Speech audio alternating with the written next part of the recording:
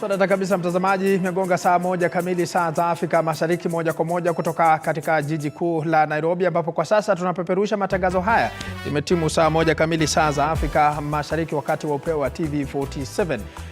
Siku chache zilizopita mvua imekuwa ikishuhudiwa katika jiji kuu la Nairobi. Sijui sehemu unakotoka hali iko namna gani, hasa mwezi huu wa Januari, leo ikiwa ni tarehe 12, siku ya Ijumaa. Tuna mengi ambayo tumekuandalia katika chumba cha habari. Mimi ni mtangazaji wako Paul Kirobi, mfasiri kwa lugha ya ishara anafahamika kama Catherine Simaloe, lakini kwanza kabisa wacha tupate vidokezo.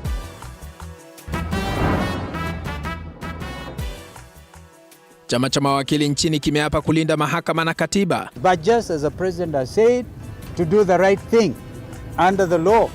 If this country is not under the rule of law, then it can only mean we are under the jungle law. Mawakili wakitahadharisha kwamba nchi inakabiliwa na hatari ya kutokuwa kimaendeleo kiuchumi au kijamii ikiwa sheria haitafuatwa ipasavyo. Mkurugenzi mkuu wa mahakama Anna Madi akabidhi rasmi majukumu yake kwa naibu wake Paul Ndemo baada ya kuhudumia mahakama kwa muongo mmoja. In the office of the Chief Registrar, my very capable deputy, Honorable Paul Ndemo, has already been given the acting position, acting Chief Registrar. Nilikuwa na store ya mahindi, nilikuwa nanunua mahindi, nanunua kwa mashamba. Nikaweka store yangu mahindi. Mahindi yote ilichomewa kanisani. Tunamwangazia mzee mmoja ajulikanaye kama Zakaria Mwangi aliyepoteza familia yake kutokana na machafuzi ya kisiasa katika mwaka 2008. Je, ana ushauri upi kwa Wakenya?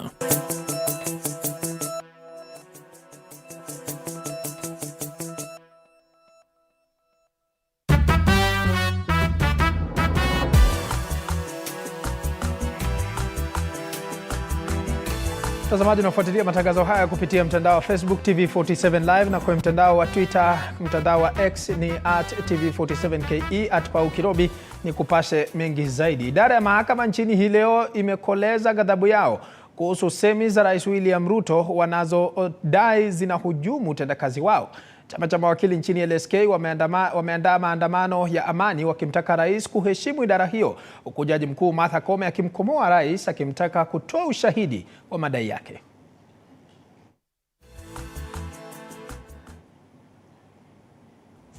Naarifiwa taarifa hiyo ingali inatayarishwa, lakini tutakuarifu mengi zaidi mwendo wa baadaye. Kwa sasa tutakuwa tunaangazia taarifa nyingine, na ambapo tutakuwa tunaelekea maeneo tofauti kukujuza ni kipi ambacho tumekuandalia katika chumba cha habari.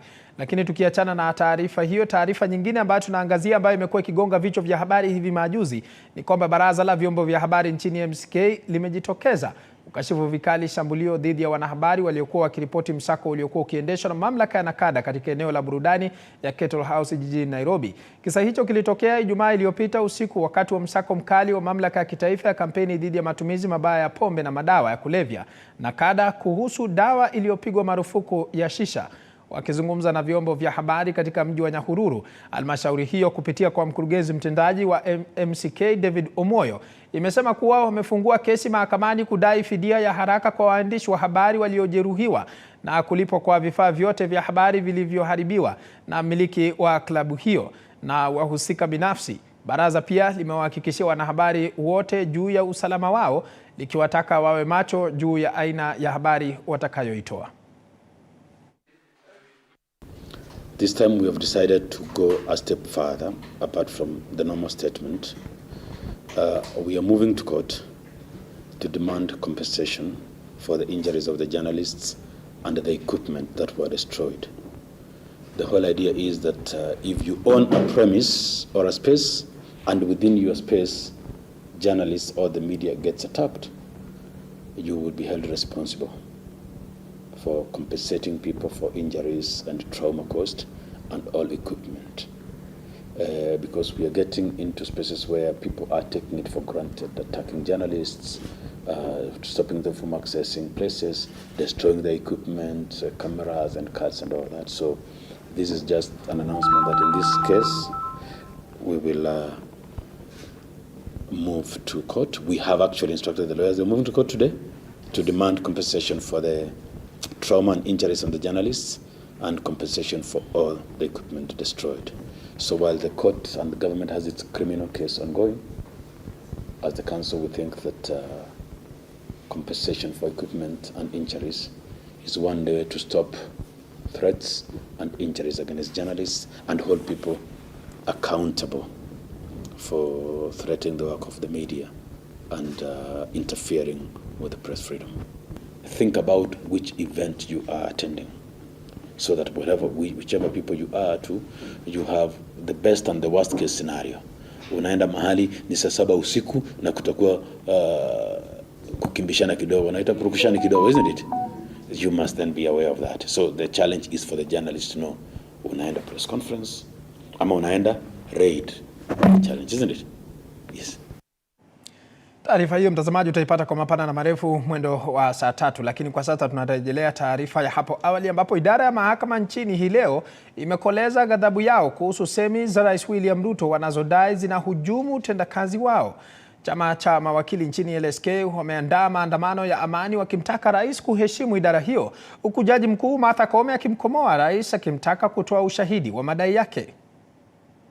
Kanyaga leadership, kanyaga! Kanyaga! Kanyaga leadership, kanyaga! Kanyaga! Ndiyo ghadhabu ya chama cha mawakili nchini wa LSK.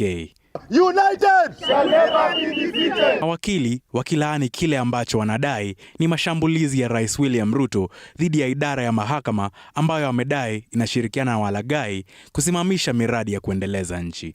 Rais wa LSK Eric Theuri na aliyekuwa makamu wa rais Kalonzo Musyoka waliongoza maandamano katika mji mkuu wa Nairobi, huku wanasheria hao wakimtaka rais kuheshimu mahakama. We are disturbed by utterances that are made by the president day in, day out in public gatherings that imply that he is above the law. Chief Justice Martha Koome and your team, we want to say as Law Society that we stand in solidarity. Wanasheria walishiriki katika maandamano ya amani wakimtaka mkuu wa nchi kufuata maagizo ya mahakama kwa mujibu wa sheria. Rais wa LSK ameonya kuwa chama hicho kiko tayari kufanya lolote linavyoweza, huku akionya wabunge na Rais William Ruto kuwa watachukua hatua kali za kisheria iwapo idara hizo mbili za serikali hazitafuata maagizo ya mahakama. Those actions by Parliament, we want to warn, if they are undertaken, would be an illegal venture. And we are going to initiate proceedings to surcharge anyone in Parliament who will authorize the public participation forums to proceed when there is a court order stopping that process. Because that is illegal. They are not using their money, they are using taxpayers' money. Ni kauli iliyokolezwa na jaji mkuu Martha Koome ambaye amemkomoa rais akimtaka kutoa ushahidi wa madai yake. The Judicial Service Commission, which is the body mandated by the Constitution to deal with the matters of complaints, will only act on the basis of evidence and not on blanket statements or allegations that have not been substantiated. Koome aliyezungumza katika hafla ya kumwaga Ann Amadi kama msajili mkuu wa idara ya mahakama amesema kuwa idara hiyo tayari kufanya uchunguzi ikiwa madai ya ufisadi yatawasilishwa kwa njia inayofaa. I also take this opportunity to urge Kenyans to remain vigilant, to safeguard the hard-won gains of our Constitution, including that of judicial independence. Wakati hayo ya kijiri, wabunge wendani wa Rais Ruto walizidisha vijembe dhidi ya idara ya mahakama. Wakiongea katika eneo la Kiambaa, kaunti ya Kiambu, wabunge hao wamesema kuwa serikali imerejea vita dhidi ya ufisadi katika idara zote, hususan katika mahakama ambayo wamesema inahujumu ajenda ya serikali kama ujenzi wa nyumba za bei nafuu. Ni mpango ambao serikali iko nao. Hatuwezi kuruhusu mtu mmoja azuie serikali kuendelea na kufanyia wananchi wa kazi. Hata wakisema maandamano Monday, waseme maandamano Tuesday, sijui Supreme Court, tunawaambia waandamane, lakini lazima tufanye kazi ambayo wananchi walituchagua tuwafanyie. Kisewa Emory, TV47. Asante sana mwanahabari wetu Kisewa Emory kwa taarifa hiyo. Kwingineko ni kwamba hafla ya mpito ilifanyika Ijumaa ya leo katika Mahakama Kuu ya Milimani jijini Nairobi, ambapo msajili mkuu wa mahakama Anna Madi alisalimu utendakazi wake kwa naibu wake Paul Ndemo baada ya kukamilisha miaka 10. Na kama anavyotuarifu mwanahabari wetu Elizabeth Atieno, ni kwamba sherehe hiyo iliongozwa na jaji mkuu wa mahakama Martha Koome, aliyempongeza Amadi kwa juhudi zake kuboresha utendakazi wa mahakama. Baada ya miaka 10 ya huduma kama msajili mkuu katika idara ya mahakama, Ann Amadi hii leo amestaafu na kusalimisha majukumu yake katika hafla iliyoongozwa naye jaji mkuu Martha Koome katika Mahakama Kuu ya Milimani hapa jijini Nairobi. Katika hafla hiyo, Amadi alimpokeza naibu wake Paul Ndemo baadhi ya vifaa ikiwemo bendera ya Kenya, katiba na baadhi ya stakabadhi zinazodokeza majukumu ya msajili mkuu. Having served with her in the last 5 years, I have a fairly good idea about how that office operates in terms of its pressures. And the Honorable Chief Justice just whispered here and said, welcome to the boiler room. Because truly, that is an office that requires a lot of tenacity, a lot of resilience. You need somebody that is level-headed to be able to serve in that particular office. Akimulika miaka 10 yake katika afisi hiyo, Amadi aliwapongeza majaji, mahakimu, wasajili na wakurugenzi wa mahakama mbalimbali kwa kumsaidia kutimiza malengo yake. Together we can look back and say that we have transformed the institution in the last decade. I'm especially proud that we have modernized court processes, embraced technology, and strive to make justice accessible to all. Amadi amekuwa msajili mkuu wa mahakama tangu mnamo Januari mwaka 2014, ila anajivunia kuwa msajili mkuu wa kwanza nchini kuwaapisha marais wawili, ikiwemo Rais Uhuru Kenyatta hapo mwaka 2013 na rais wa sasa William Ruto mwaka 2022. Remember, in every courtroom, in every judgment, you wield the power to shape the destiny of not just the litigants before you, but also that of our nation. Amadi pia amehudumu chini ya majaji wakuu watatu ikiwemo Daktari Willy Mutunga, David Maraga na Martha Koome. For the last decade, you have been a significant player contributing to the realization of numerous institutional milestones, always looking at the bigger picture and avoiding to look at personality and always looking at the best interest of the institution. Amadi alikuwa wakili katika mahakama ya juu ya Kenya kuanzia mwaka 1989. Alafu akafanya mazoezi ya uwakili kisiri jijini Mombasa kuanzia mwaka 1997 mpaka mwaka 2003. Hii ni baada ya kuwa hakimu katika mahakama kwa muda wa miaka 6 kutoka mwaka 1991 mpaka mwaka wa 1997. Ila miaka hiyo 10 haikukosa milima na mabonde. Ikumbukwe kuwa mwezi wa Mei mwaka 2023, Amadi na mwanawe Brian Ochieng walijipata katika kashfa shilingi milioni 89 ya dhahabu katika kesi iliyowasilishwa na kampuni moja Dubai. Ila kesi hiyo ilitupiliwa mbali mwezi wa Juni mwaka jana baada ya Jaji Alfred Mbea kusema kuwa kesi hiyo haikuwa na ushahidi wa kutosha. We have equally faced a lot of challenges, including the perennial backlog issue, challenges in the implementation of innovative case management systems, and streamlining procedures.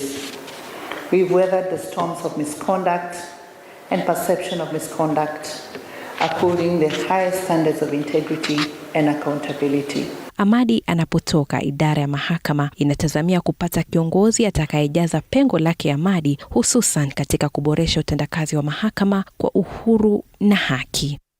Elizabeth Atieno, TV47, Nairobi. Asante sana mwanahabari wetu Elizabeth Atieno kwa taarifa hiyo.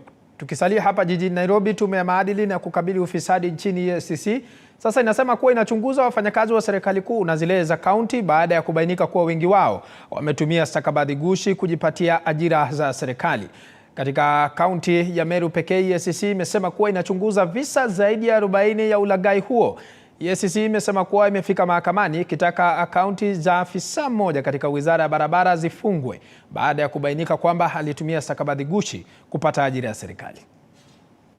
We are seeing a lot of challenges in county governments today, especially in the way they utilize public funds. And so far, the Commission has carried out over 27 corruption risk assessments in county government with the aim to identify corruption loopholes, to identify gaps, and to also to see areas that allow corrupt officers to get away with corrupt practices. Mainly, these are areas of public procurement, financial management, human resources, especially in relation to recruitment, traveling, and use of per diem. And because of that, we have issued a series of advisories to county governments touching on these areas so that they can put in place measures that can address some of the loopholes that we have talked about. Sasa hii ni kesi ambayo inahusu haya mambo ya forgery of academic certificates katika nchi yetu, ambayo imekuwa changamoto moja kubwa sana, mahali watu ambapo hawaja kwenda shule wanaenda wanagushi makaratasi na kujifanya eti wao wamesoma kufikia viwango fulani. Kuna wengi ambao wamefanya forgery ya degree certificates, wengine diplomas, wengine wanatumia hizo forged certificates hata kuenda kufanya masomo ya juu zaidi yakiwemo PhD na masters. Kesi ambayo tunazungumzia hivi leo ni kesi ambayo inahusu afisa mmoja wa ngazi ya juu serikalini katika Wizara ya Barabara, ambaye ni engineer, superintendent engineer, yule ambaye anawasimamia engineer wengine, na yeye inasemekana ya kwamba alifanya forgery ya degree ya civil engineering, na akitumia degree hiyo akaajiriwa kama director wa roads and transport katika county government ya Kiambu. Na tukiachana na taarifa hiyo ambayo tutaipata kwa mapana na marefu mwendo wa saa 3, kwingineko ni kwamba kinara wa muungano wa Azimio Raila Odinga amesema upinzani utapasua mbarika wiki ijayo kuhusu hali ya uchumi nchini. Raila aliyezungumza katika kaunti ya Migori alipohudhuria mazishi ya mwenyekiti wa ODM katika kaunti ya Migori Philip Makabongo. Raila vilevile alitishia kuitisha maandamano ya watu milioni 1 kutokana na hujuma kwa idara ya mahakama na ugatuzi nchini. Odinga alikemea shambulizi la hivi majuzi dhidi ya mkutano ulioitishwa na gavana wa Kisii Simba Arati, azma ya Azimio Migori. Everybody must be subject to the courts. And you can see the orchestrated campaign to intimidate and blackmail the courts. You want to tell the judges and the magistrates not to be cowed. Tell them that we, together with the millions and millions of Kenyans, are behind you and we will defend you. We will defend you. If it will take a 1 million man march into Nairobi, we will do it in defense of the Constitution and the judiciary. Under the Constitution, there's no provision for a provincial administration as a county commissioner, as a regional commissioner. There's no provision. The executive power in a county rests with the governor. The governor is the executive authority in the county. The so-called regional commissioner is still supposed to be basically coordinating works of the national government at the county level. But he cannot command the governor. He cannot come and interfere with a function which is being officially and legally held, like a funeral.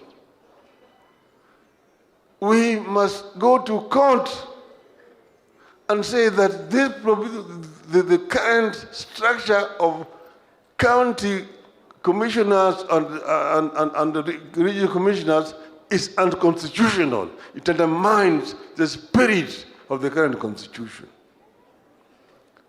And then you have seen somebody saying that I will disregard court orders. That is the language you understand very well. Who are you to disregard court orders?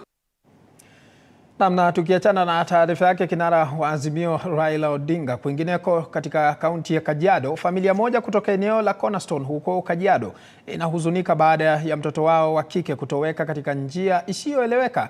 Kwa mujibu wa babake msichana huyo, Onesmus Mwakia, ni kwamba msichana huyo kwa jina Lavington Atieno alitoweka mnamo Alhamisi ya wiki jana, na mara ya mwisho alimuona akiondoka kutoka kwa boma yao saa za asubuhi. Juhudi za familia yake ya kumtafuta hazijafaulu, huku akimtaka yeyote ambaye anaripoti kuhusu Lavington Atieno apige ripoti kwenye kituo cha polisi.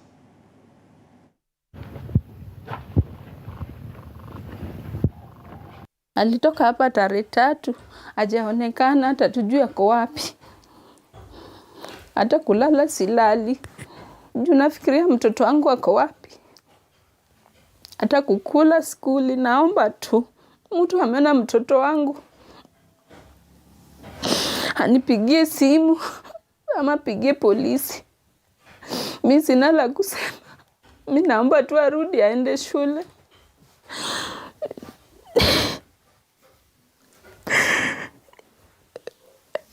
Mimi sina mengi, ni hayo tu. Watu wa Maidi, Mungu awabariki. Alikuwa form 1, alikuwa huu mwaka ajoin form 2. Alipotea last week ambapo ni tarehe 3, akiwa amevaa jumper ya green juu, ameshuka nywele laini long na amevaa Crocs. Kwa hivyo naomba yeyote ana taarifa kuhusu yule mtoto apige ripoti kituoni, ndio tuweze kumpata mtoto wetu aendelee na masomo. Na ana miaka 13. Ni taarifa ya kusikitisha sana mwezi huu wa Januari kumpoteza mwana, hasa mtoto wa kike.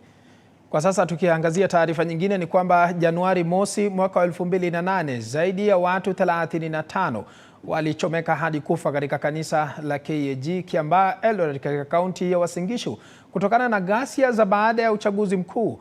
Mzee Zakaria Mwangi alipoteza familia yake yote katika mkasa huo, na miaka 10 baada ya tukio hilo anasema kuwa anajizatiti kusahau machungu yaliyosababishwa na mkasa huo.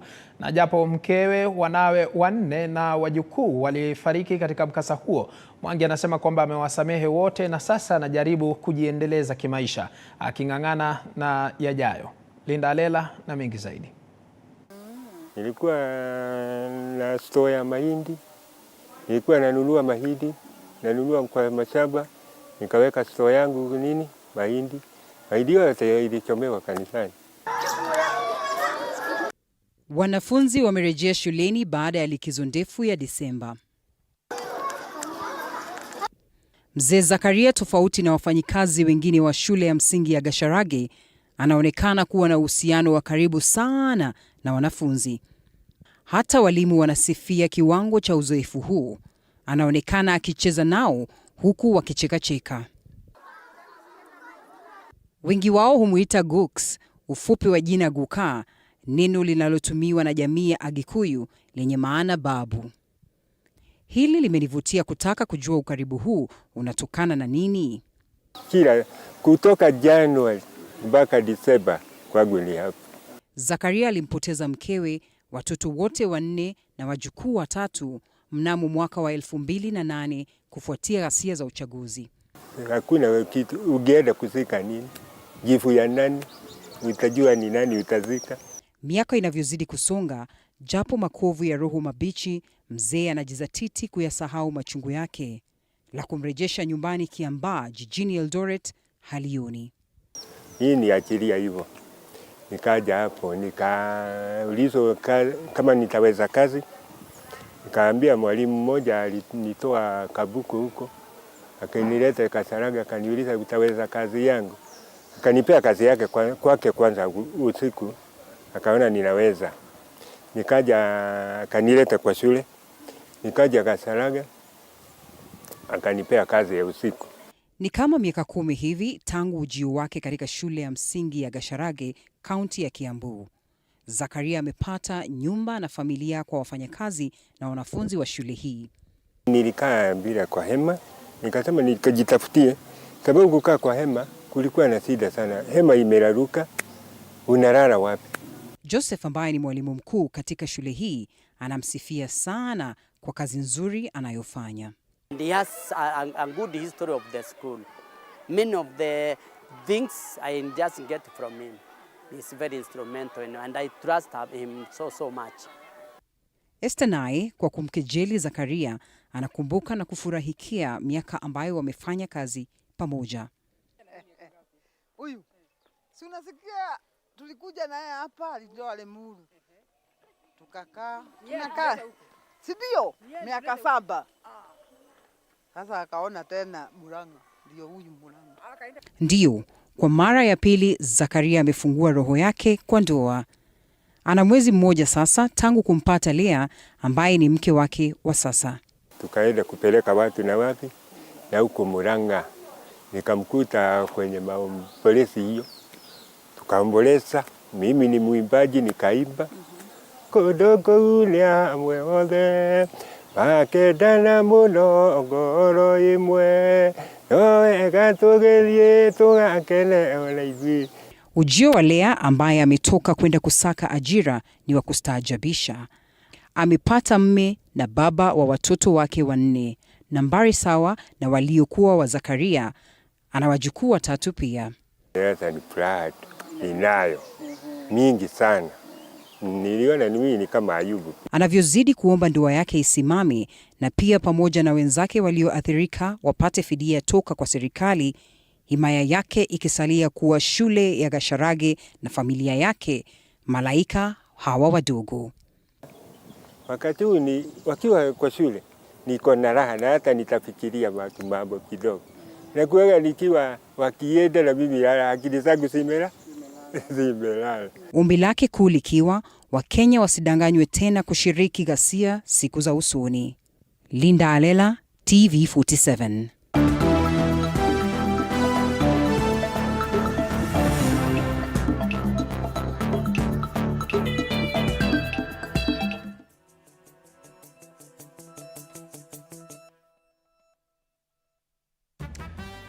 Hizi ni habari za michezo na TV47. Kumbuka Radio 47 kwa ushirikiano na JamboJet inakupa fursa ya kufurahia all expenses paid trip kwenda kujienjoy kwenye beach party ya nguvu Mombasa Beach Hotel. Bonyeza alama ya nyota 448 alama ya reli katika simu yako kisha ufuate maelekezo. Sheria na masharti kuzingatiwa. Kwa sasa mtazamaji, nitakuarifu yale ambayo tumekuandalia katika michezo. Tukianza kwanza kabisa ni kwamba mabingwa mara 8 wa ligi kuu ya raga nchini KCB RFC watamenyana na Mwamba RFC katika uwanja wa RFUAE. Wikendi hii itakuwa ni mechi ya 4 msimu huu na KCB na kwa sasa ina alama 15 baada ya kuibuka ushindi mara 3. Wanabenki hawa wanashikilia nafasi ya pili kwenye jedwali nyuma ya mabingwa watetezi Kabla Sugar. KCB itakosa huduma za Vincent Onyala, Samuel Asati na Festus Chiasi ambao walisafiri kuchezea Shujaa nchini Dubai.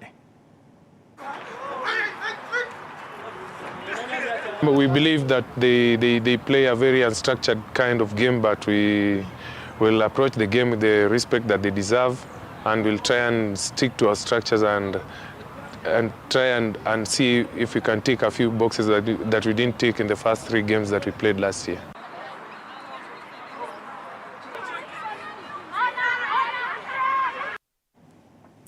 Tukiachana na hayo, dimba la soka la bara Afrika AFCON litang'oa nanga hapo kesho jioni.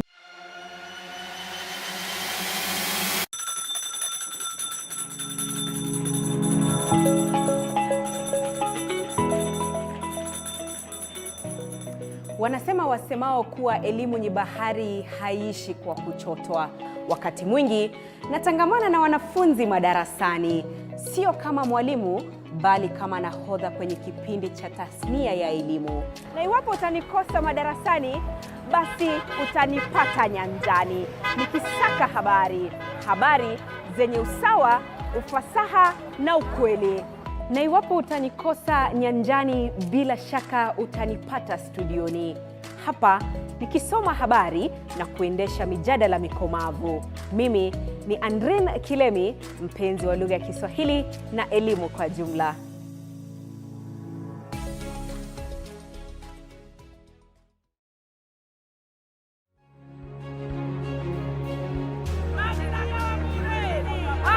AFCON tutakuwa tunafuatilia kwa kina zaidi na tutakujuza mengi zaidi. Wanahabari wetu katika meza ya michezo wanafuatilia kwa kina zaidi. Kufikia hapo mimi sina la ziada. Imekatika dakika 28.